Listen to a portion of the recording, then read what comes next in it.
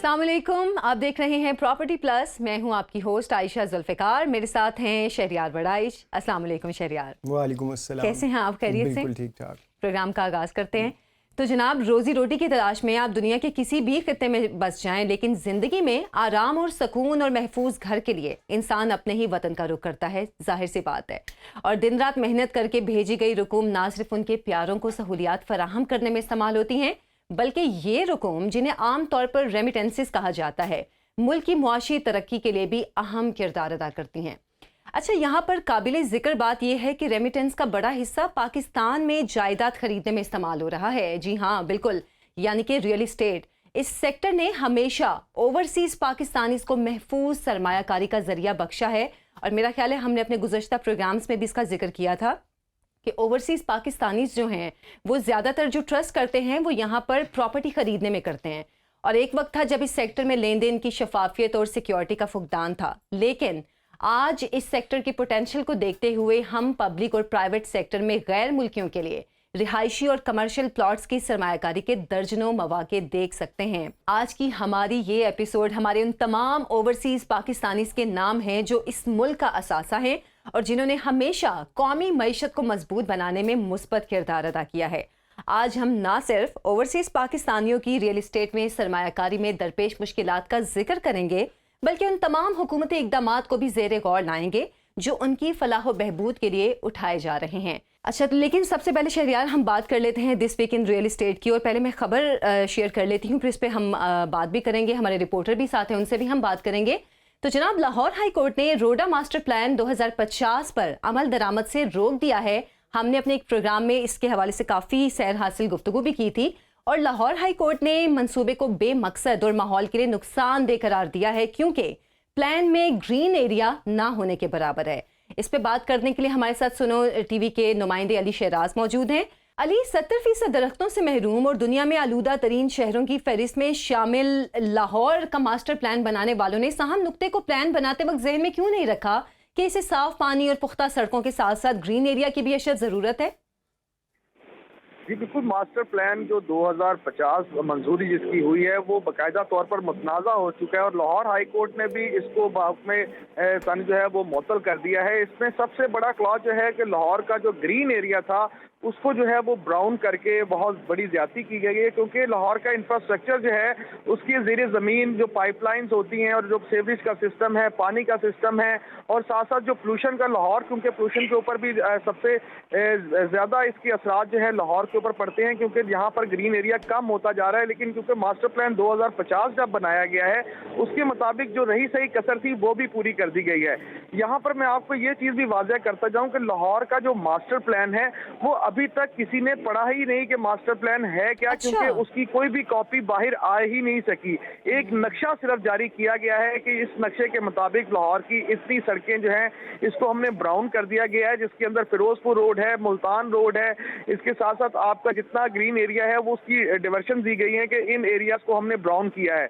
सबसे पहली चीज होती है कि जो कंसल्टेंट है जिसने पैसे आपसे लिए हैं वो आपको पूरी फिजिबिलिटी बना के देता है कि अगर हम इस जगह को अगर रिकवर करेंगे, इसको हम ग्रीन को जो है ब्राउन में डिक्लेयर करेंगे, तो इसके साथ साथ हम सहूलतें क्या देंगे, और उसके साथ साथ आप माहौली आलूदगी को दूर करने के लिए इंतजामात क्या करेंगे, उसकी कोई चीज़ की वाज़ह नहीं की गई, जिसकी वजह से अभी तक ये जो मास्टर प्लान है ये मतनाज़ा है। और बाकायदा तौर पर लाहौर में क्योंकि पहले ही इंफ्रास्ट्रक्चर इतना ज़्यादा हो गया है जिसकी वजह से आलूदगी के अंदर पहले नंबर पे आने वाला शहर जो है वो लाहौर डिक्लेयर हो जाता है। और अगर ये मास्टर प्लान की मंजूरी के बाद इस पर अमल दरामद हो जाता है तो लाहौर शहर में शायद सांस लेना भी मुश्किल हो जाएगा। और सबसे बड़ी बात है कि ये लाहौर डिवीजन है, लाहौर डिवीजन का मास्टर प्लान बनना था जिसमें शेखुपुरा, ननकाना और कसूर शामिल था। ये पूरा नक्शा जो इन्होंने अभी तक जो मंजरे आम पर आया, क्योंकि अभी तक इसकी डिटेल किसी के पास नहीं है कि ये मास्टर प्लान में क्या क्या चीज़ों को चेंज किया गया है। इसमें भी डिटेल क्यों नहीं आई हमारे सामने? ये नॉर्मली इसका प्रोसेस क्या होता है? नोटिफिकेशन के बाद जो डिटेल फौरन सामने आ जाती है?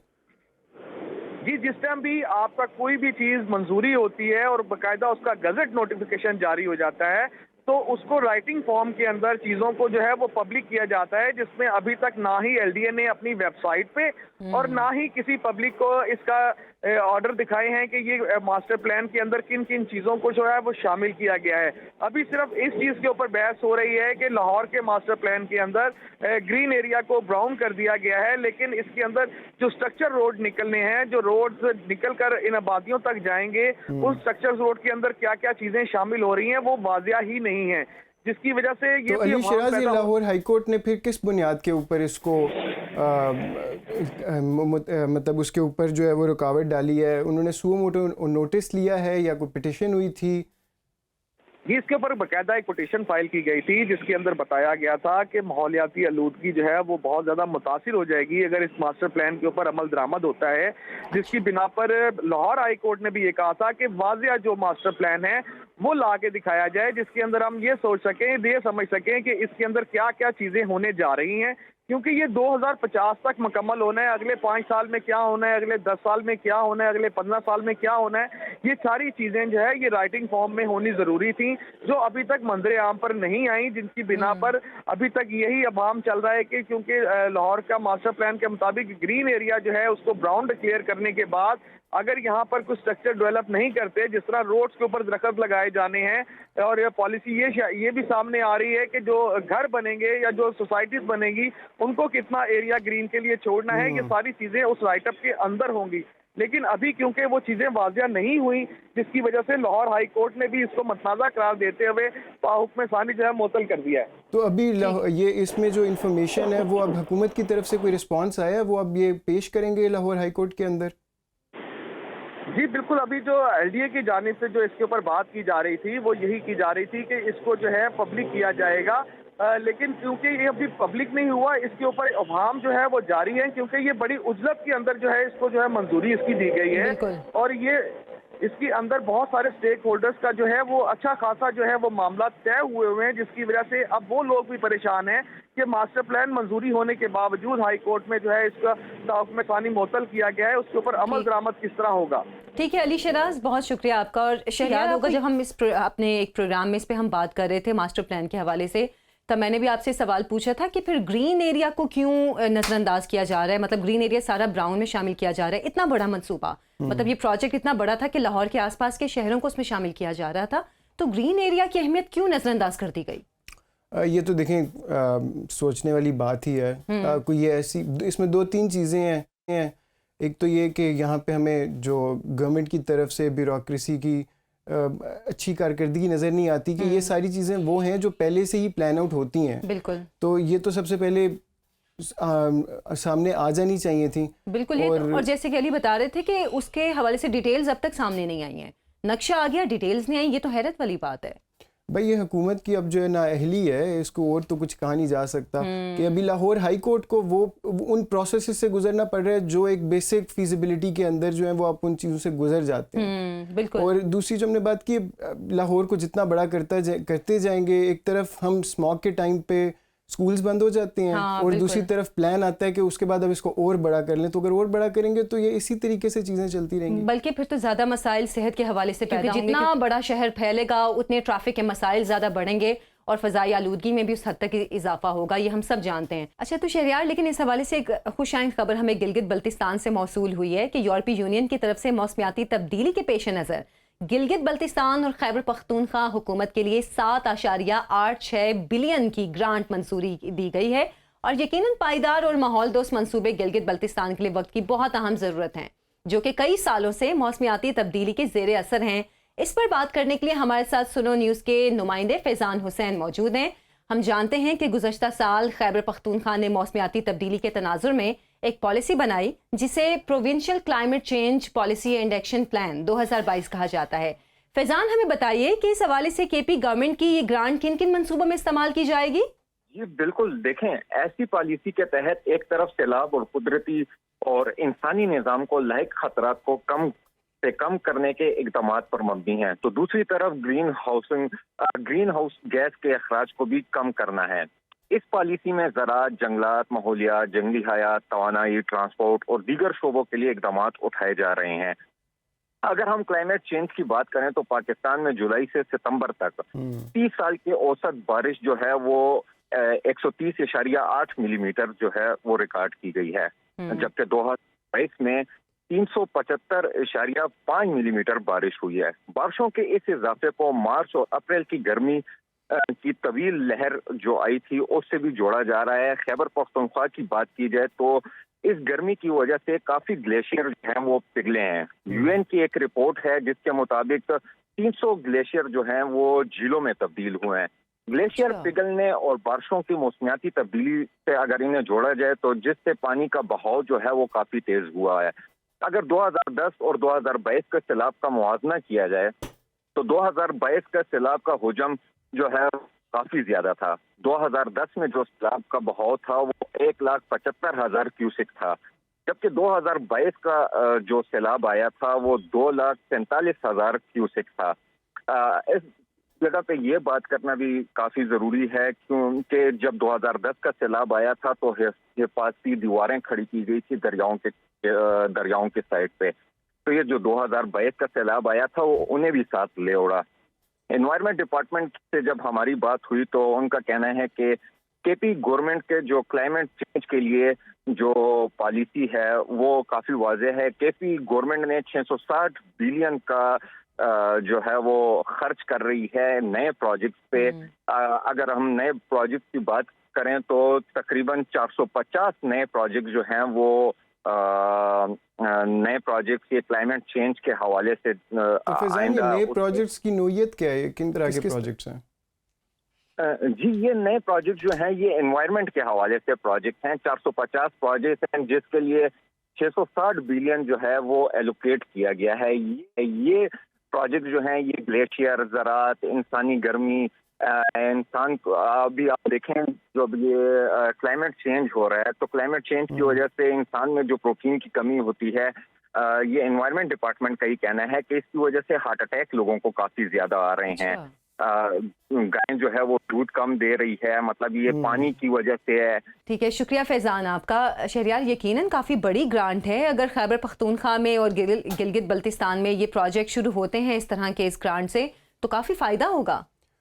دیکھیں گرانٹ ضرور بڑی ہے ہمارے پرسپیکٹو سے، لیکن جتنا بھی آج اس سے فائدہ ہی ہم اس کو اچھی یوٹیلائزیشن کریں گے تو اس کا فائدہ ضرور ہوگا، بٹ جتنا ہمیں امپیکٹ آیا ہے کلائمیٹ چینج سے وہ یہ اس کے جو ہے وہ ذرے برابر بھی ہے۔ بالکل، تو ہماری آپ کو پتہ ہے the biggest floods we have ever had, اور اس کے اندر the biggest natural disaster that we have ever had in our history وہ یہ فلڈز تھے۔ تو ان کی امپورٹنس کو جو ہے وہ نہیں کیا جا سکتا۔ اسی سلسلے میں جو ابھی پلیج ہوا ہے جنیوا کانفرنس کے اندر، سو آئی تھنک یہ امپورٹنٹ اسٹیپس ہیں۔ ہمیں ضرورت ہے ملک کو پیسوں کی، وہ ہم خود سے بنا لیں۔ ہمیں میرا خیال ہے یہ بات سمجھنے کی بھی ضرورت ہے کہ پاکستان نے جو اتنا بڑا ڈیزاسٹر فیس کیا ہے جو سیلاب کی صورت میں، یہ پاکستان کی غلطی کی وجہ سے نہیں، یہ عالمی دنیا کی غلطی کی وجہ سے پاکستان نے فیس کیا ہے۔ یہ اسی لیے امداد ملی ہے پاکستان کو کہ پاکستان اس سے نکل سکے، کیونکہ پاکستان میں تو اتنا جو موسمیاتی تبدیلی ہے وہ پاکستان کی وجہ سے تو نہیں ہوئی ہے، وہ تو عالمی دنیا کی وجہ سے ہوئی ہے۔ ایسے ہی ہے، but we are one of the most affected, یا ہم آگے بھی فیوچر میں بھی one of the most affected countries ہوں گے۔ ہمارے پاس جو جتنے گلیشیئر، سب سے زیادہ گلیشیئرز پاکستان کے اور ہمالین ریجن کے اندر ہے۔ اور جیسے فیضان بھی بتا رہے تھے کہ گلیشیئرز جو ہیں جو جھیلوں میں ہیں 300 بتا رہے تھے، یہ بڑی الارمنگ سچویشن ہے۔ چلیں اگلی خبر کی جانب بڑھتے ہیں کہ NHA ملازمین کے لیے، یعنی کہ نیشنل ہائی وے اتھارٹی کے ملازمین کے لیے اسلام آباد میں ہاؤسنگ اسکیم کا اعلان کیا گیا ہے۔ ملازمین کو رہائشی اپارٹمنٹس دیے جائیں گے۔ مزید اس کی تفصیلات کے لیے ہمیں اسلام آباد سے نمائندہ سنو ٹی وی نعمان مقصود نے جوائن کیا ہے، ان سے تفصیلات جانیں گے۔ نعمان، اس پروجیکٹ کے حوالے سے کیا تفصیلات ہیں؟ ابھی اس میں NHA نے جو اپارٹمنٹ سے متعلق یہ کہا ہے کہ اس میں 37 میٹنگ جو ہوئی تھی اس کے اندر یہ فیصلہ ہوا ہے کہ جو 115 کنال کا رقبہ ہے جسے لیا گیا ہے یہ اپارٹمنٹس بنانے کے لیے، اور 456 اپارٹمنٹس ہیں جو بنائیں گے مختلف مراحل کے اندر، اور 5.8 ارب روپے کا پروجیکٹ یہ بتایا جا رہا ہے۔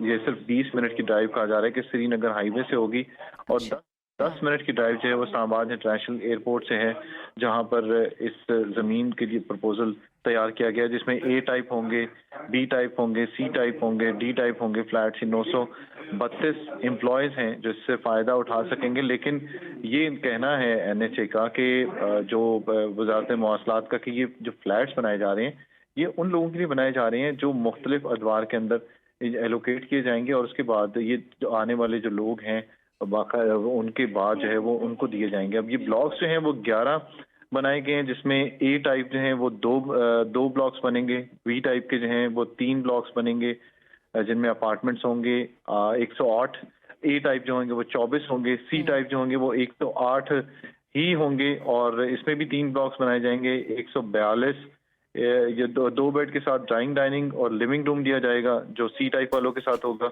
जी। और 2 बेड ड्राइंग डाइनिंग के साथ जो है वो बी टाइप वालों के लिए होगा। डी टाइप जो है जिसमें 1 से 9 BPS के लोग होंगे उनके लिए 488 एम्प्लॉयज हैं, उनको 216 अपार्टमेंट्स दिए जा रहे हैं। तो इसके भी 3 ब्लॉक्स बनाए जाएंगे। टोटल ये 11 ब्लॉक्स हैं जिसमें इनका ये कहना है कि टोटल रेट जो लग रहा है तो नुमान वो ये जो 5.8 हाउसिंग स्कीम बन रही है सिर्फ हायर सीनियर जो उनके मुलाजमीन हैं उनके लिए हैं या फिर ये ओपन टू कहते हैं अलॉट होंगे सबको अक्रॉस द बोर्ड NHA के मुलाजमीन को नीचे ग्रेड 17 से नीचे भी? इसमें ये जो डी टाइप है इसमें ये कह रहे हैं कि ये 1 से 9 के जो BPS के स्केल के होंगे उनको दिए जाएंगे, उनकी उस कैटेगरी को दिए जाएंगे। सी टाइप जो है वो 10 से 16 वालों को दिए जाएंगे जिसमें 2 बेड हैं, ड्राइंग डाइनिंग है, लिविंग रूम होगा उसमें और उसके अलावा जो 17 से 18 स्केल के जो होंगे उनको 2 बेड के दिए जाएंगे। 1982 स्क्वायर फुट जो है वो ड्राइंग डाइनिंग और लिविंग रूम के साथ होगा। जो 19 से 22 के BPS के होंगे उनको दिए जाएंगे ये 2 ब्लॉक्स उनके लिए खास तौर पे बनाए जा रहे हैं। इसमें बेसमेंट ग्राउंड के जो है ना और 5 जो है 5वां फ्लोर जो है वो भी इनको दिया जाएगा जिसमें 3 बेड्स बनाए गए हैं ये आला अफसरान के लिए। यानी ये पहले स्केल से लेके 22 स्केल के लोग जो हैं वो इससे फायदा उठा सकेंगे। यहाँ पे और भी बहुत तो सारी चीजें हैं। जो अभी रिसेंटली जॉब पे मौजूद हैं NHA के मुलाजमीन सिर्फ वो इससे फायदा उठा सकेंगे या जो पहले भी इस डिपार्टमेंट के साथ रिटायर हो चुके हैं वो भी इस प्रोजेक्ट से फायदा उठा सकते हैं, उनको भी अपार्टमेंट मिलेंगे क्या? देखिए अभी इसमें जो 37 मीटिंग्स हुई हैं इसमें सिर्फ यही फैसला किया गया है कि अभी एम्प्लॉयज जो हैं उनको इससे इस्तेफादा हासिल होगा क्योंकि ये खरीदने वाले नहीं हैं और गवर्नमेंट के अंदर जो ये सोचा जा रहा था कि ये लोग खरीदेंगे इसको और इसके अंदर फिर रिहाइश इख्तियार करेंगे। असल में इनका ये कहना है कि ये गवर्नमेंट के जो प्रेजेंट स्टाफ है जो जिनको अकोमोडेशन दी जाएगी उनके लिए ये बनाया गया है। 49% जो अकोमोडेशन है उन लोगों वो लोग उससे फ़ायदा उठाएंगे। अब इसमें और भी बहुत सारी चीज़ें हैं, इसमें रेस्टोरेंट्स हैं और 2 स्टोरीज पे रेस्टोरेंट्स होंगे, मसाजिद होंगी, मेडिकल सेंटर्स होंगे, स्कूल्स बनाए जा रहे हैं। कवर्ड एरिया स्कूल का जो है वो इन्होंने 7,500 स्क्वायर फुट का रखा हुआ है। रेस्टोरेंट जो है वो 6,000 स्क्वायर फुट का है। कम्युनिटी सेंटर बनाया जा रहा है जो यहाँ पर लोग रहेंगे। सोसाइटी बनाई जाएगी, एक तरह से पूरा ये सेक्टर बनाया जा रहा है, इन अपार्टमेंट्स का सोसाइटी बनाई जा रही है जिसके अंदर यहाँ पर लोग आने जाने वाले होंगे। वैसे ये कह रहे हैं कि जो लोग एयरपोर्ट से आएंगे या यहाँ पर उनका तबादला होगा वो भी उनसे फ़ायदा उठा सकेंगे। तो एलाइड स्ट्रक्चर्स है जिनका टेंटेटिव कॉस्ट जो आ रही है वो 10% ये कह रही है जिसमें होगी, जो इंक्लूडिंग रोड, पार्क्स और बाउंड्री वॉल वगैरह जो है वो इसमें इन्होंने बनाया है। जो 5.8 अरब रुपए का ये जो प्रोजेक्ट है जल्द से जल्द कोशिश कर रही है हुकूमत के होते हुए ये प्रोजेक्ट कंप्लीट हो जाए क्योंकि ये लोकेशन कह रहे हैं कि जो मेंटेनेंस अकाउंट है उस फंड से ये ली जाएगी और पॉलिसी डिसीजन जो है वो NHA एम्प्लॉयज जो हैं वो पोस्टेड होंगे जो NHA हेडक्वार्टर के अंदर, उनके साथ मिलके पूरी बोर्ड के साथ ये तमाम मामला तय किया जाएगा। ये नुमान ये बताइएगा कि ये ज़मीन अभी NHA ने एक्वायर की है या ये पहले से थी इनके पास? अभी इन्होंने जो प्रपोज्ड लोकेशन का इन्होंने दिया है कि जंक्शन लूप है M1 और M2 का, यहाँ पे जो 115 कनाल का रकबा मुख्तस करने का इन्होंने ये फैसला किया है। तो उसके ऊपर अभी बातचीत इनकी जो चल रही है क्योंकि प्लान्स इन्होंने 3 तैयार किए हैं जिसमें इन्होंने अभी काम करना है बहुत सारा। जूनियर स्कूल्स के ऊपर अभी इनका कहना है कि अभी कमर्शियल का जो एरिया है ना उसके ऊपर अभी हमने मजीद कुछ ऐसे हैं जिनमें बाकायदा एक तरीके के साथ प्लानिंग ऐसी की जाएगी कि हर जगह को परसेंटेज के एरिया हिसाब से उसको एलोकेट किया जाएगा। जिस तरह अपार्टमेंट्स हैं उसका इन्होंने कहा है कि 36.7% रकबा जो है यानी 2 लाख। नुमान इसके अंदर ये बताइएगा कि इससे पहले भी NHA की इस तरह की कोई सोसाइटीज़ हैं? ابھی تو یہ کہہ رہے ہیں جی کہ انقلابی قدم ہے اچھا۔ یہ NHA کی طرف سے جو ہے وہ یہ بنایا جا رہا ہے اسلام آباد کے اندر، اور گورنمنٹ کی طرف سے یہ انیشیٹ کیا گیا ہے اس پروجیکٹ کو کہ اس کو جلد سے جلد بنایا گیا۔ اسلام آباد کے اندر آپ دیکھیں نا کہ ویسے ہی جو سیکٹرز ہیں وہ سارے کے سارے اب زیادہ تر جو ہیں وہ سنگل سٹوری بنائے گئے ہیں، 1980 سے جو بنائے گئے تھے۔ اس کے بعد کچھ ایسے پروجیکٹس تھے جن کے اندر ابھی تک آگے کام ہی نہیں ہوا۔ G13 کا ایریا لے لیں، G12 کا ایریا لے لیں، وہاں پہ ابھی تک گورنمنٹ کے جو فلیٹس وغیرہ تھے، کچھ ایریاز ایسے ہیں جو ابھی تک وہاں گزار ہی نہیں کرائے جا سکے، تو اسی لیے انہوں نے ایریا وہی رکھا ہے جو جہاں جو ڈسپیوٹڈ نہ ہو۔ بالکل چلیں، بہرحال NHA کے ملازمین کے لیے یقیناً یہ ایک اچھی خبر ہے۔ نعمان، آپ کا بہت شکریہ۔ جیسے کہ شہریان ہم بات کریں، NHA کے لیے یقیناً ایک اچھی خبر ہے۔ شاید اس سے پہلے ان کو اس طرح کی کوئی فیسلٹی نہیں دی گئی تھی، اب اس طرح اگر فیسلٹی ملتی ہے تو یقیناً وہ زیادہ ان کے لیے بہتر ہوگا کہ گورنمنٹ کی طرف سے ان کو رہائش بھی مل رہی ہے۔ دیکھیں، یہ گورنمنٹ امپلائیز ویلفیئر کے لیے اچھا اقدام ہے۔ اس سے آپ کے اوور آل جو ملازمین ہیں ان کا جو ہے مورال بھی بوسٹ ہوتا ہے، اور افیکٹو مینجمنٹ کی طرف وہ پھر جا سکتے ہیں ونس دے نو کہ ان کے گھر سیکیور ہیں۔ بالکل، زیادہ بہتر طریقے سے کام کر سکتے ہیں جو امپلائیز ہیں۔ ابھی ایک بریک ہے، بریک سے ہم واپس آئیں گے، کچھ اور ہم معاملات کے حوالے سے، ریئل اسٹیٹ کے حوالے سے ہم بات کریں گے۔ دیکھتے رہیے پراپرٹی پلس۔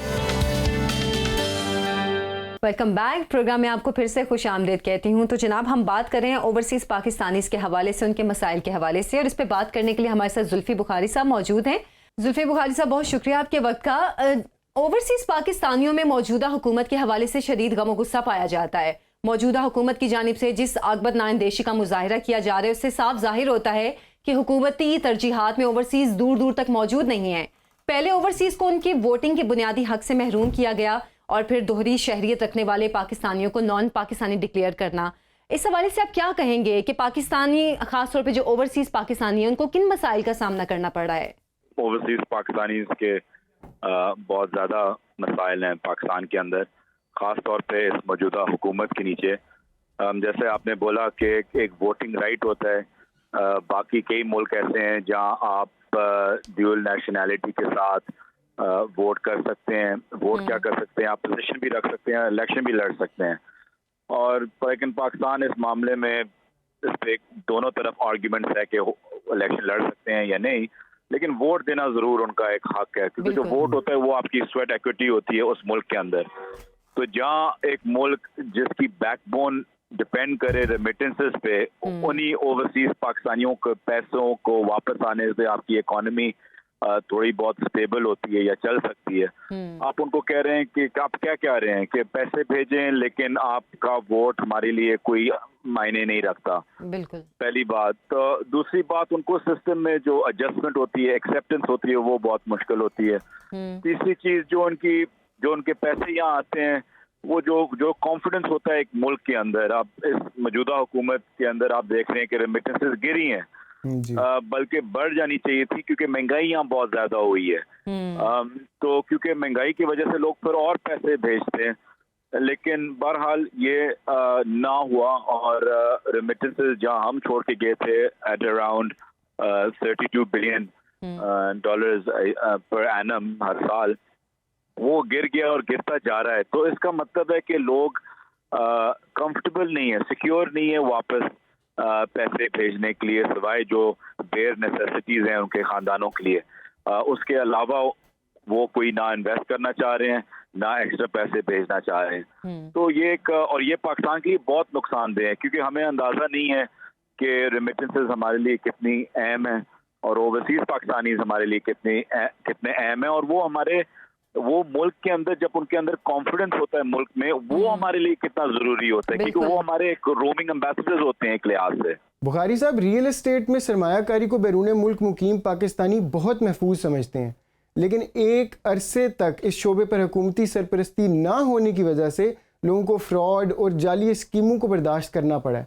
اب حکومت نے ہوش کے ناخن تو لے لیے ہیں، اس وقت حکومت کی پوری کوشش ہے کہ ریئل اسٹیٹ سیکٹر کو کوئی فروغ دیا جائے۔ اس کو حوالے سے گزشتہ کچھ عرصے کے دوران کافی سہولتوں کا بھی اعلان سامنے آ چکا ہے، جس میں سے ایک موجودہ حکومت کا یہ ہے کہ لاہور میں 21 منزلہ عمارت کا سنگ بنیاد رکھنا ہے جو OPC والا ہے، اور دوسرا یہ کہ PM شہباز صاحب نے بھی کہا ہے کہ ماڈرن ہاؤسنگ سوسائٹیز کو بنانا چاہیے, اس کے اوپر عمل کرنا چاہیے. آپ کا اس بارے میں کیا رائے ہے؟ دیکھیں, ہم نے اس پہ کافی کام کیا تھا کہ ہم چاہ رہے تھے کہ اس میں 2-3 پہلو ہیں. پہلے تو یہ ہے کہ جو فراڈ ہوتا ہے کہ جو زمین آپ خریدتے ہیں وہ ان کے نام نہیں ہوتی, یا وہ ایک فراڈ زمین ہوتی ہے, یا ان کے پاس جو ڈیولپر ہوتا ہے, جو سوسائٹی ہوتی ہے, ان کے پاس NOC نہیں ہوتا. تو اس لیے ہم نے جب خان صاحب وزیر اعظم تھے, ان کے نیچے ایک NCC کنسٹرکشن سیکٹر کے اوپر, ہاؤسنگ سیکٹر کے اوپر بنائی گئی تھی. اور پھر ہم نے کیا بولا تھا کہ سارے جو ہمارے ڈیولپمنٹ اتھارٹیز ہیں, CDA ہو گیا, LDO ہو گیا, انہوں نے اپنا پلان سبمٹ کرنا پڑتا ہے ویب سائٹ پہ NOC کے ساتھ. اور پھر ایک پوری کیمپین بنائی گئی تھی کہ اوورسیز پاکستانی صرف وہاں انویسٹ کریں جہاں NOCs دی گئی ہوں. لالچ میں نہ آئے کہ اس کو ابھی سستا مل رہا ہے, جب NOC ملے گی تو مہنگا ہو جائے گا, اس لالچ میں نہ پڑے, کیونکہ وہ پھر ہینڈل نہیں کر سکتے. جہاں تک کہ کوئی رشتہ دار, دیکھیں زیادہ تر جو اوورسیز پاکستانیوں کا ہوتا ہے, زیادہ تر ان کے اپنے ہی رشتہ دار یا تو قبضہ کر لیتے ہیں ان کی اپنی زمینوں پہ یا گھروں پہ, یا ان کے پیسے لے کے بھاگ جاتے ہیں. تو ظاہری بات ہے اس چیز پہ ہم نے ایک جو نتائج یہ تھا کہ ہم نے موو کیا ہوا تھا, اور ہم نے لا منسٹری سے ویٹ بھی کرا لیا تھا کہ ایک fast track course overseas Pakistani land disputes میں ہم نے شروع کیا تھا. یہ لینڈ ڈسپیوٹس کے جو مسئلے ہوتے ہیں, ورنہ آپ کو پتہ ہے کہ اسٹیز آ جاتے ہیں اور چیزیں سالوں کیا 10-20 سال چلتے رہتے ہیں. تو ایک فاسٹ ٹریک کورٹ قائم کیا جائے جو لینڈ ڈسپیوٹس کو اوورسیز پاکستانیوں کو 30 دن یا 40 دن 50 دن کے اندر سالو کر کے دیا کریں. اس میں کیا ہوگا کہ یہ چیزیں کم ہو جائیں گی. آتھرائزڈ ڈیلرز اور آتھرائزڈ NOCs کے جو سوسائٹیز ہیں سر اس میں پیسے ڈالیں جو آپ کے پراپر پروجیکٹس ہیں, اور لالچ میں آ کے لوگوں کی بات نہ سنیں کہ یہ غیر قانونی ہے, لیکن جب اس کو NOC مل جائے گی تو آپ کے پیسے ڈبل ہو جائیں گے. ان چیزوں میں نہ پڑیں, کیونکہ وہ یہاں ہوتے نہیں, ان کی پریزنس نہیں ہوتی ایز سچ, تو لوگ ان کا فائدہ اٹھاتے ہیں.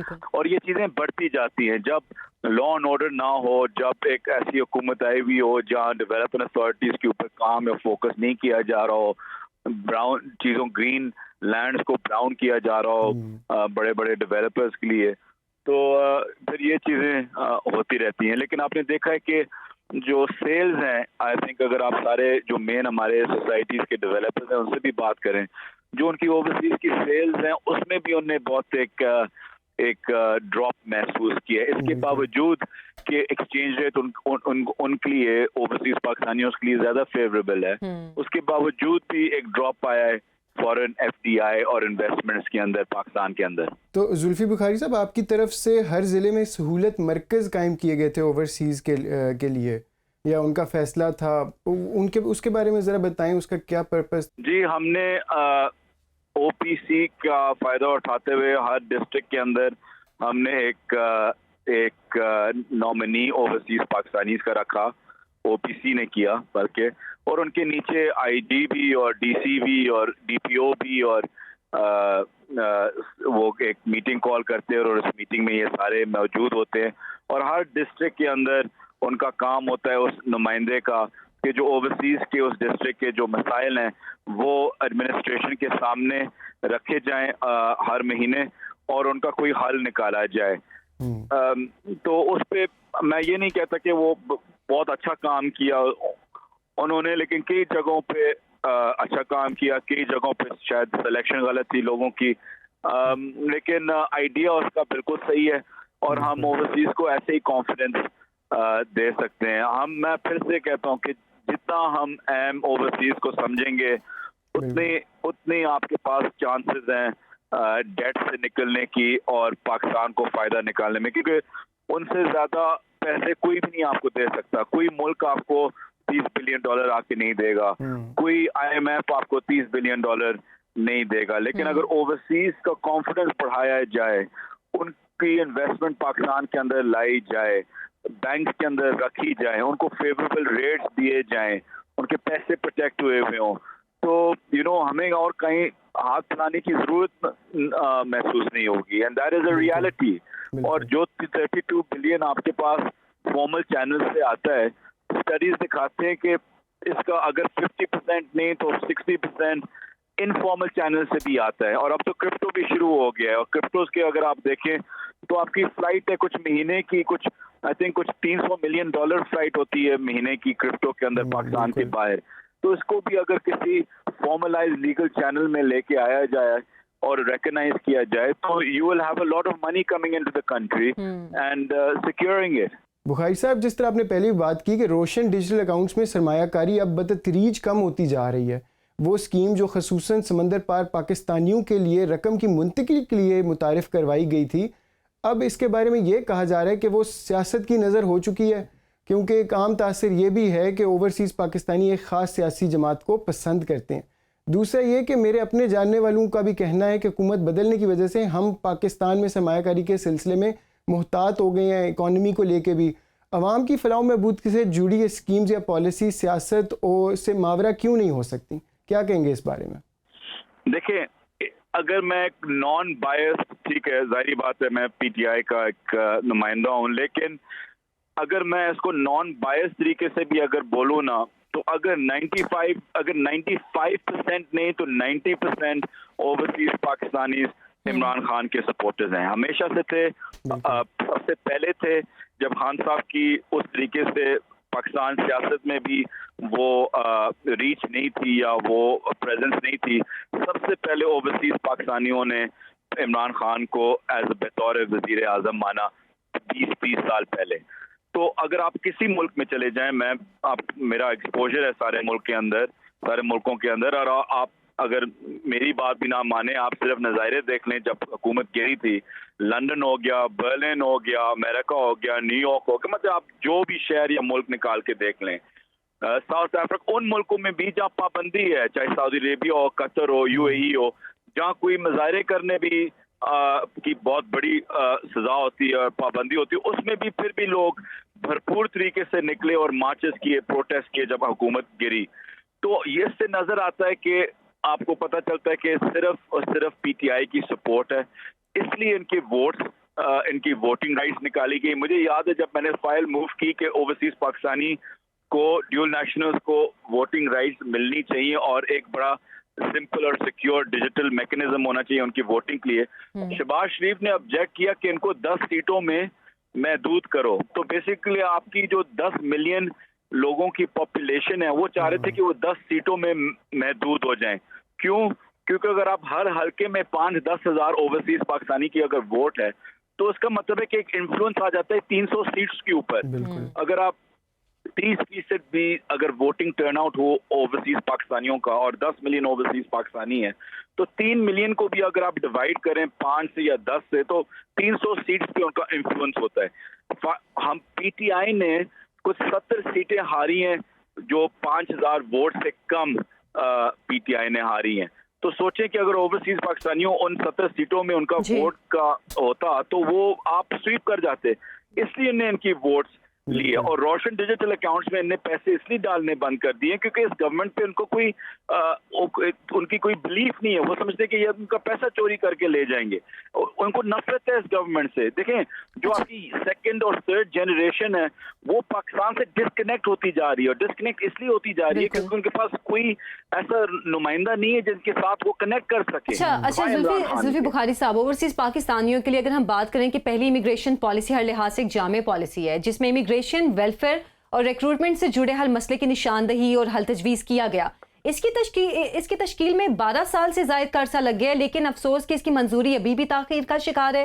رکاوٹ کہاں تھی؟ رکاوٹ کئی جگہوں پہ ہوتی ہے, رکاوٹ ایف آئی اے سے بھی آتی ہے, رکاوٹ منسٹری کے اندر سے بھی آتی ہے. لیکن میں آپ کو یہ بتاؤں کہ آپ میرا ڈاکیومنٹ نکال کے دیکھ لیں جو میں نے امیگریشن پالیسی بنائی ہے اور امیگریشن کاؤنسلر جو ایک پیکٹ بنایا تھا کہ ہر کاؤنسلر اور ہر اوورسیز پاکستانی جو کام کے لیے باہر جاتے ہیں ان کے پاس ہو, اس پہ ایکشن پلان جو ہم نے بنایا تھا وہ دنیا کے بہترین ایکشن پلانز کے اندر تھا. مطلب مثال شری لنکا ہو گیا یا میکسیکو ہو گیا, جو اپنے لوگوں کی بہت زبردست طریقے سے نمائندگی کرتے ہیں باہر. تو ہم نے پالیسی بھی بنائی, امیگریشن پالیسی بنائی, ان کی امیگریشن پروٹیکشن کی بھی پالیسی اور ایکشن پلان بنا ہوا ہے, منسٹری کے اندر ہے. لیکن अनफॉर्चुनेटली अगर वो एक्शन प्लान इम्प्लीमेंट हो गया तो बहुत से लोगों की रोजी रोटी कट जाती है, ठीक है। खास तौर पे जो हमारे प्रोटेक्टर्स होते हैं। बुखारी साहब, एक और मसला ओवरसीज़ के लिए ये है कि दस्तावेज़ात का असूल और कंप्यूटर रिकॉर्ड ना होना है, जो ओवरसीज़ के लिए वबाल जान बन चुका है। इस हवाले से जिस तरह आपने पहले कहा, ख़ुसूसी अदालतों का क़याम अमल में लाया गया था जहाँ पर 6 महीने के अंदर अंदर फ़ैसले किए जाने थे और ताकि उनको रिलीफ पहुँच सके। पाकिस्तान में अगरचे अदालती निज़ाम आइडियल नहीं है, लेकिन आपको क्या लगता है कि ये क्यों इनकी अच्छी इम्प्लीमेंटेशन नहीं होती? अभी भी हम ये सुनने में आ रहा है, हमने अपने रिपोर्टर से भी इसके बारे में बात की थी कि वो जो निज़ाम था वो इतने अच्छे तरीके से चल नहीं रहा। देखें, जैसे मैंने आपको बोला कि fast track course for land disputes वो बिल्कुल तैयार था, लॉ मिनिस्ट्री में इम्प्लीमेंटेशन की ज़रूरत थी और इम्प्लीमेंटेशन भी उस पर शुरू हो गई थी। तो मुझे नहीं पता कि इस वक्त रुकावट उस पर क्या है। मसला ये है कि जो लोकल पावर्स होती हैं वो हर चीज़ में डिले डाल देती हैं और रुकावट डाल देती हैं, क्योंकि वो नहीं चाहते कि एक ओवरसीज पाकिस्तानी को उनका राइट मिले, वरना उनकी रोजी रोटी ख़त्म हो जाती है, क्योंकि माफियाज ऐसे ऑपरेट करते हैं। लेकिन उसका जो पहला स्टेप है वो तैयार है। मैं आपके शो पे कह रहा हूँ कि लॉ मिनिस्टर और इस वक्त जो ओवरसीज मिनिस्टर हैं, अगर वो ना इम्प्लीमेंट कर पाए पिछले 9 महीने में, उनकी नाअहली है या उन्हें जानबूझी से नहीं किया होगा। Same goes for the protection और इमिग्रेशन पॉलिसी, ये सारी चीज़ें तैयार हैं। पता नहीं उनको क्या रुकावट है कि वो नहीं कर सकते। ठीक है, बहुत शुक्रिया जुल्फी बुखारी साहब आपके वक्त का, आपकी गुफ्तगू का। यकीनन ओवरसीज़ पाकिस्तानीज़ के काफ़ी मसाइल हैं जो कि हमें डिस्कस करने की ज़रूरत है। अब एक ब्रेक लेंगे, ब्रेक के बाद हम बात करेंगे उमर मसूद से, जो कि ओवरसीज़ पाकिस्तानीज़ के साथ डील करते हैं उनके इश्यूज़ के हवाले से और पाकिस्तान में प्रॉपर्टी के हवाले से। देखते रहिए प्रॉपर्टी प्लस। Welcome back. जैसा कि मैंने प्रोग्राम के इब्तिदा में जिक्र किया था कि इस वक्त लाखों पाकिस्तानी बैरूने मुमालिक में क़याम पजीर हैं जो मुल्क में सरमायाकारी करना चाहते हैं, लेकिन गैर मुफीद हालात और नामुनासिब लॉज एंड रेगुलेशंस की वजह से पीछे हट जाने पर मजबूर हो जाते हैं। प्रोग्राम के इस हिस्से में हमारे साथ उमर मसूद साहब मौजूद हैं, जिनका ओवरसीज़ पाकिस्तानीज़ के साथ इस हवाले से काम करने का काफ़ी वसी तजर्बा है। उनसे ओवरसीज़ पाकिस्तानीज़ के मुल्क में सरमायाकारी करने के हवाले से हम बातचीत करते हैं। उमर साहब, बहुत शुक्रिया आपके वक्त का। हम ओवरसीज़ पाकिस्तानियों की भरपूर तरक्की से फ़ायदा उठाने से क्यों कासिर हैं? बेसिकली से ना होता क्या कि पाकिस्तानी जो बाहर बैठे हुए, मैं भी काफ़ी अर्सा बाहर रहा हूँ, बहुत लोग ऐसे हैं जो इन्वेस्ट करना चाहते हैं बट उनके पास इंफॉर्मेशन नहीं है, पहली बात। दूसरी चीज़, एक ट्रस्ट फैक्टर बड़ा ज़रूरी फैक्टर होता है कि अगर आप बाहर बैठे हुए हैं और आप बाहर से एक ट्रांजैक्शन कर रहे हैं, ठीक है जी, तो उसके लिए मार्केट में एक तो लैक है ट्रस्ट का, दूसरी बात है मैल प्रैक्टिसेस हैं, तीसरी चीज़ इन्फॉर्मेशन उस तरह नहीं जिस तरह बाहर के मुल्क में मिलती है। Let's say if I go to invest in Turkey, Dubai या किसी और मुल्क में मैं करता हूँ, तो वहाँ जो सिस्टम है वो बड़ा ट्रांसपेरेंट है, बड़ा स्ट्रेट फॉरवर्ड है, प्रॉपरली गाइडेंस मिलती है। पाकिस्तान के अंदर एक तो हर सोसाइटी, हर जगह के अपने रूल्स रेगुलेशंस हैं, उसके अलावा there is no systematic formatting in terms of regulatory body के अंदर भी उनके अंदर चीज, हर रेगुलेटर के अपने लॉज हैं, बाय लॉज, उनको समझना। फिर डीलर्स हैं, हर एरिया का स्पेसिफिक डीलर होता है। तो बाहर तो कंसल्टेंट्स होते हैं रियल एस्टेट के अंदर। When you are buying real estate in any particular city या किसी स्टेट में, आप यूएस में ले लें या यूके में आप चले जाए, तो वो सर्टिफाइड लाइसेंस प्रैक्टिशनर होते हैं जो प्रॉपरली गाइड करते हैं और ट्रांजैक्शन करना वहाँ बड़ा इजी होता है। फिर obviously the trust factor is there, the transparency is there. तो because of these reasons people are having problems जब वो पाकिस्तान की तरफ देखते हैं। तो इसके अंदर फिर ये तो देखें मोस्टली रेगुलेटरी इश्यूज से ये सारी मसले निकलते हैं ना। फिर जिस तरह आप कह रहे हैं कि लाइसेंस होते हैं वहाँ पे, so there certain framework rules हैं जिनको फॉलो करने हैं, उनके लिए पाबंद है वो बाहर। यहाँ पे जो है वो बिकॉज रेगुलेटरी बॉडी नहीं है तो there are literally no rules. Then वो कोई भी अपने एक छोटे से कमरे के अंदर जो है रियल एस्टेट एजेंट बन जाता है।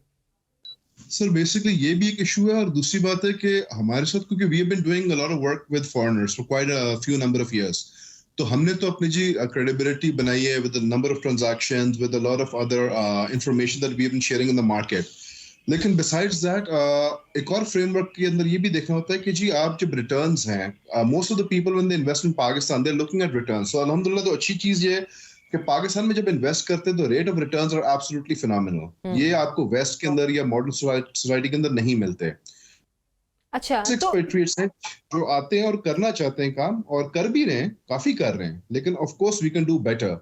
ओके, अच्छा आप मुझे बताएं, रेट ऑफ रिटर्न्स के ऊपर थोड़ी सी बात करते हैं। because this is one of the main like factors है ना कि जब अपनी इन्वेस्टमेंट करनी होती है. बिल्कुल. दो सवाल है मेरे इसमें. एक ये है कि रेट ऑफ रिटर्न्स आपके ख्याल में पाकिस्तान में versus like the rest of the developed markets जो हैं वो क्यों ज़्यादा हैं. एक दूसरा सवाल ये है कि जो लोग हैं आप ओवरसीज़ के साथ जो है वो काफ़ी ज़्यादा काम करते हैं. सो व्हाट प्रोपोर्शन इज़ कि कितने लोग जो हैं वो अपने फाइनल सॉर्ट ऑफ रहने के लिए ले रहे होते हैं वर्सेस कितने परसेंटेज लोग हैं जो सिर्फ इन्वेस्टमेंट पर्पसेस के लिए इसको देखते हैं. देखिए जी, let me start off with rate of returns. First of all, rate of return Pakistan के अंदर अगर हम देखें ऑन एन एवरेज तो हमारा 17 to 22-23% चलता रहा है. अगर हमारी कंपनी का देख ले तो 25% एवरेज पिछले 5 सालों का रेट ऑफ रिटर्न रहा है ईयर ऑन ईयर. तो बाहर के मुल्क में अगर हम देखते हैं तो वही 5%, 6%, 7%, उससे ऊपर बहुत मुश्किल है कि आपका जाता है. प्लस वो क्रेडिट मार्केट्स है और हमारी जो है वो कैश बेस्ड मार्केट्स हैं. तो हमारे rate of returns are phenomenal. तो वी बीट देम इवन अगर हम डॉलर को फैक्टर इन करें, क्योंकि आजकल जो सबसे बड़ा हर बंदा जो सवाल पूछ रहा है इन्फ्लेशन की वजह से, बड़े ऐसे फॉरेनर्स जो मुझे कॉल करते हैं बाहर के मुल्क में जो बैठे हुए हमारे पाकिस्तानी, कहते हैं कि यार डॉलर जो है 15% बढ़ जाएगा, 10% बढ़ जाएगा, 20% बढ़ जाएगा, तो हमें करना चाहिए नहीं करना चाहिए. तो लकीली ईयर ऑन ईयर अगर 10 साल का हम डेटा देखें तो जितना डॉलर बढ़ा है ईयर ऑन ईयर वर्सेस जो प्रॉपर्टी ग्रोथ है वो तो फिर ऑब्वियसली मल्टीपल टाइम्स हमारी प्रॉपर्टी ग्रो की है वर्सेस डॉलर और एनी अदर करेंसी और इन्फ्लेशन फैक्टर. अच्छा, तो ये चीज है. अच्छा उमर, जायदाद की अगर खरीदो फरोख्त की हम बात करें तो ओवरसीज को किन बेसिक जो प्रॉब्लम्स हैं उनको फेस करना पड़ता है? देखिए जी, सबसे पहले तो उनको एक अच्छी गाइडेंस चाहिए, क्योंकि अब होता क्या है कि एक बंदा आके कहता है कि जी मैंने एक जगह में इन्वेस्टमेंट करनी है, ठीक है जी. तो अगर मैं एक let's say I am working in DHA तो मैं डीएचए का प्लॉट उसको बेचूंगा. एक बंदा है जी फाइलों का काम करता है, वो फाइलें भी उसको बेचेगा. But there is no person, there is not a lot of people जो एक्चुअली वर्क करते हैं with the client as one team, right. मकसद तो ये कि आपने अपने क्लाइंट से टीम बन के काम करना है. किसी को रेंटल इनकम के बारे में बताना है, किसी को रेट ऑफ रिटर्न्स कहाँ लेके देने फ्रॉम मल्टीपल प्रॉपर्टीज. तो यहाँ का ये कि जो बंदा प्लॉट से काम करता है वो प्लॉट्स देता है, जो फाइल करता है वो फाइल करता है, जो वर्टिकल्स करता है वो वर्टिकल्स करता है. सो ये एक चीज है जो मैंने ऑब्जर्व की थी, and this is exactly what we are trying to change over here. Number 1. Number 2, rental income का बहुत अच्छा पर्सपेक्टिव है मार्केट में, लेकिन पाकिस्तान में ज्यादातर इसको ओवरसी किया जा रहा है. नंबर 3 जी, आपका जो है इन टर्म्स ऑफ जब आपके बाहर वाले क्लाइंट्स आते हैं उनके क्वेश्चंस होते हैं, इतने क्वेश्चंस, बेसिक क्वेश्चंस होते हैं कि they are not even given proper answers to, hence they shy away, ठीक है. That's the problem. So what kind of problems do they do, like वो लेके आते हैं आपके पास, क्योंकि वो आपके पास भी हैं, बाकी मार्केट के अंदर भी वो जाते हैं. So what kind of problems do they come up with के किसी के पास फॉर एग्जांपल फ्रॉड की बात भी कर लेते हैं, या उनको lack of information is one thing that चलें वो अच्छी कंपनीज हैं like yours and other companies जो इस तरह मॉडर्न डे कंपनीज हैं, they are trying to fill that void. Problems किस तरह की आती हैं, किस तरह के फ्रॉड होते हैं, किस तरह के फ्रॉड लोगों के साथ हुए हैं, इसके बारे में थोड़ा सा बताएं. So basically एक प्राइमरी मार्केट है, सेकेंडरी मार्केट. प्राइमरी मार्केट थोड़ी सी रिलेटिवली सेफ होती है क्योंकि आप फर्स्ट बायर होते हैं, आप डेवलपर से ले रहे होते हैं, तो वो आपको पता होता है कि कंपनी से आप एक चीज खरीद रहे हैं. लेकिन जब आप सेकेंडरी मार्केट में जाते हैं, प्लॉटों की डील्स के अंदर आप बयाने, टोकन्स कर रहे होते हैं, एक्सेट्रा कर रहे होते हैं.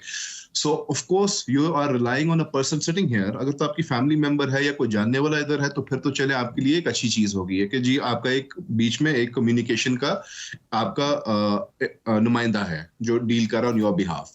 But in a lot of instances if you are sitting abroad और मैंने जी किसी को टोकन बयाना देना तो जी मैं किसको भेजूंगा 10 लाख रुपया या 15 लाख रुपया, या अगर बयाना करना 50 लाख 1 करोड़ रुपया, राइट. तो एक तो ये थोड़े से मुझे चैलेंजेस आते हैं. दूसरी बात ये है कि करेंसी एक्सचेंज के ऊपर भी मैटर आते हैं. तीसरी चीज ये है कि जी आप उसको जब टाइम ऑफ ट्रांसफर पे कुछ जगहों पे आपका होना मैंडेटरी होता है, कुछ जगहों पे कुछ सोसाइटीज हैं जो आपको अकोमोडेट कर देती है कि जी they let you do the transaction from abroad. But in Pakistan you have to be here in person. So how do you do that, how do you manage those timelines, तो इसके अंदर फिर जो इन्होंने रोशन डिजिटल अकाउंट के through जो properties जो है वो लोग बाय कर सकते थे ओवरसीज, वो उसका प्रैक्टिकल इम्प्लीमेंटेशन उसकी फायदा क्या हुआ उससे कि अगर लोगों ने वापस पैसे पहले भेज देने हैं टोकन वगैरह, लेकिन ट्रांसफर के टाइम पे उनको आना ही आना पड़ना है, तो फिर जो तो एक cycle. sorry to cut you in. नहीं, not in every instance. For example, अगर आप प्राइमरी में ले रहे हैं तो फिर तो आपको कोई इतना इशू नहीं है क्योंकि developers are more than happy to accommodate you. बड़ी बड़ी कंपनीज हैं जो अकोमोडेट कर रही हैं इस वक्त. आपको डॉक्यूमेंट सबसे बाहर भेज रही हैं, बाहर से आपको साइन सिग्नेचर सब कुछ करवा के ट्रांसपेरेंटली सारा काम मैनेज कर रही हैं. So there are few good developers and few good companies which are doing work with international clients. But कुछ जगहों पे आपको कुछ ट्रांजैक्शन के अंदर ये हर्डल आता है. तो ये तो खैर इंटरनेशनली भी ऐसा हर्डल है. ऐसा तो नहीं कि आप जी यहाँ बैठ के अमेरिका में हर प्रॉपर्टी ले सकते हैं. आप ले सकते हैं, काफी ले सकते हैं, बट काफी भी आपको जाना पड़ता है in person to negotiate the deal. तो थोड़ी सी ओवरसीज़ की जो हमारे जो डिफरेंट कंट्रीज़ हैं उनके बारे में बात करते हैं कि हमारे पास डिफरेंट मार्केट्स हैं. मेजॉरिटी जो पाकिस्तानीज़ हैं वो कनाडा, अमेरिका, यूरोप, यूके और फिर एक मिडिल ईस्टर्न आपकी मार्केट है. तो आप इसको कैसे देखते हैं? इनके बाइंग पैटर्न्स में क्या फ़र्क है मेनली? अभी फॉर एग्जांपल अभी ये जो एकदम हमारा डॉलर बढ़ गया है, इकोनॉमी थोड़ी सी स्लो डाउन हुई है, how is that impacted each of these different markets?